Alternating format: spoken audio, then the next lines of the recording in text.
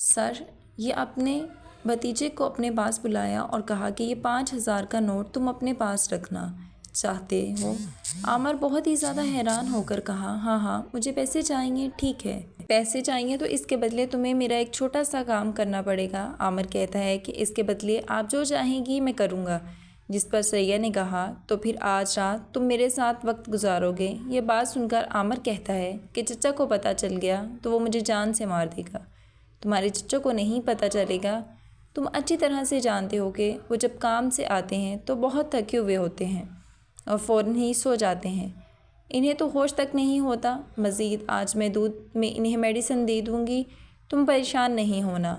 لیکن تم میری بات یاد رکھنا، اگر تم نے اس بارے میں کسی کو بتایا تو تمہارے ساتھ کیا ہو سکتا ہے، شاید تمہیں اس بات کا اندازہ ہی نہیں۔ عامر کہتا ہے کہ آپ پریشان کیوں ہو رہی ہیں؟ میں خود بھی یہی خواہش ہے۔ عامر مجھے اکثر دیکھتا تھا، میں بہت ہی خوبصورت ہر حسین تھی۔ جب سے شادی ہوئی تھی میرا شوہر زیادہ وقت میرے ساتھ نہیں گزارا، لیکن عامر جب بھی میری طرف دیکھتا تو بس دیکھتا ہی رہ جاتا۔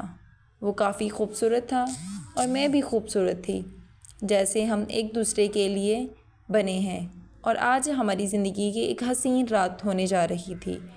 میں نے عامر کو کہا کہ میں تمہیں مزید پیسے بھی دوں گی، ہم اچھے دوست بن کر رہ سکتے ہیں اور محبت سے وقت گزاریں گے۔ جس پر عامر نے کہا کہ آپ پریشان کیوں ہو رہی ہیں؟ آپ جو چاہیں گی بالکل ویسا ہی ہوگا، آپ کو کسی قسم کی کوئی بھی مجھ سے پریشانی نہیں ہوگی۔ میں اچھی طرح جانتا ہوں کہ آپ جو چاہتی ہیں وہی ہوگا۔ میں آپ کی خواہش کے مطابق ہی آپ کے ساتھ وقت گزاروں گا۔ السلام علیکم ناظرین، میرا نام ثریا ہے، میری عمر 19 سال ہے۔ میرے ابا نے میری شادی ایک بڑی عمر کے مرد سے کر دی تھی۔ میری ماں کے گزر جانے کے بعد میرے ابا میرے ساتھ کچھ اچھا رویہ نہیں رکھتے تھے، اس لیے میں نے ابا کو کہا کہ یا تو مجھے ماموں کے ہاتھ چھوڑاؤ یا میری شادی کر دو۔ ابا نے ایک بڑی عمر کے بندے کو ڈھونڈ کر میری شادی کروا دی۔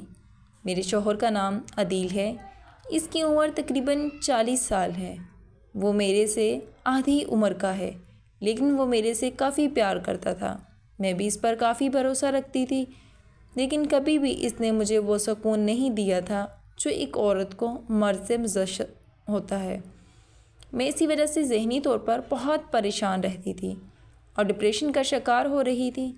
میرے شوہر کی کافی زمینیں تھیں اور وہ ایک بڑا ذمہ دار تھا۔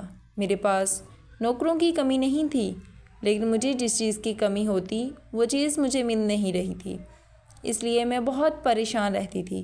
میرا کوئی بھائی نہیں تھا اور میں اپنے ابا کی اکلوتی بیٹی تھی، اس لیے کبھی کبھار دل کرتا تو باقی گھر چلی جاتی اور اس کو مل کر واپس آ جاتی تھی۔ میرے شوہر عدیل بھی مجھے اپنی گاڑی میں ہی میری ماں کے پاس لے کر جاتا اور شام کو واپس لے آتا تھا۔ میں نے کئی دفعہ اپنے شوہر سے فرمائش کی تھی کہ ابا کے ہاں پاس کچھ دن رہنا چاہتی ہوں، لیکن میرا شوہر وہاں پر مجھے نہیں چھوڑتا تھا اور اپنے ساتھ ہی گھر واپس لے آتا تھا۔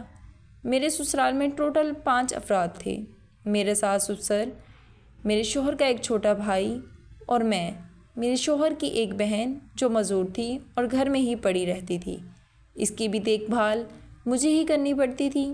میرے شوہر کی فیملی کافی بڑی تھی، اس لیے میں سارا دن کام کاج کر کے تھک جاتی تھی، اور میرا شوہر عدیل بھی مجھے اسی لیے ابو کے پاس نہیں چھوڑتا تھا، کیونکہ میں نے گھر میں نوکری والا رول ہی کرنا ہوتا تھا۔ سارا دن گھر کے کام کاج کر کے جب شام کو بستر پر جاتی تو کسی مرد کی اس سے ہوتی کہ وہ میرے ساتھ کچھ ایسا کرے جس سے میری ساری زندگی کی تھکاوٹ ختم ہو جائے، لیکن ساری رات تڑپنے گزر جاتی اور شوہر تھکا ہارا کام سے آتا اور آتے ہی سو جاتا۔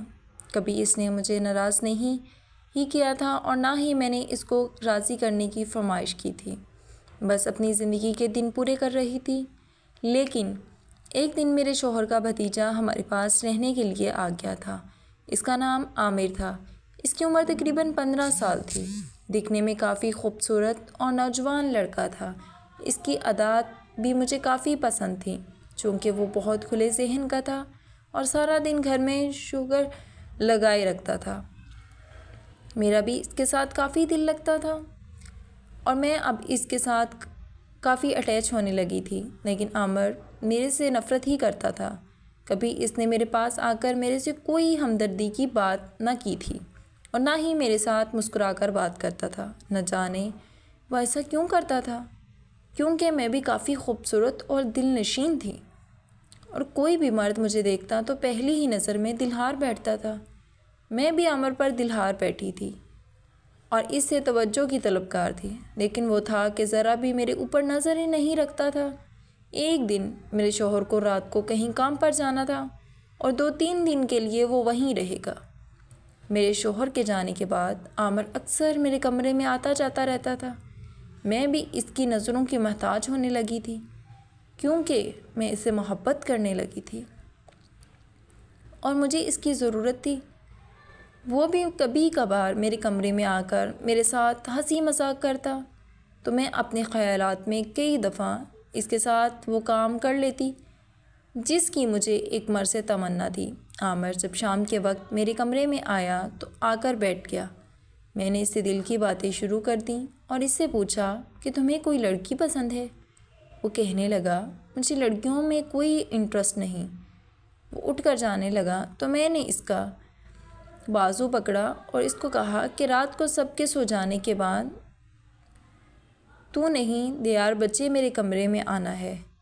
عامر میری بات مان گیا تھا اور کہنے لگا تھا کہ بھابی آپ نے کیا مجھے کہنا ہے؟ میں نے کہا آپ بس 11 بجے میرے کمرے میں آ جانا اور طبی قدموں آنا اور آس پاس دیکھ کر آنا۔ عامر بھی میری بات مان گیا اور رات کو 11 بجے میرے کمرے میں آ گیا تھا۔ کمرے میں آنے کے بعد میرا تو دل بہت خوش تھا۔ میں نے آتے ہی اس کو آغوش میں لے لیا اور اس کے ساتھ کرنے لگی تھی۔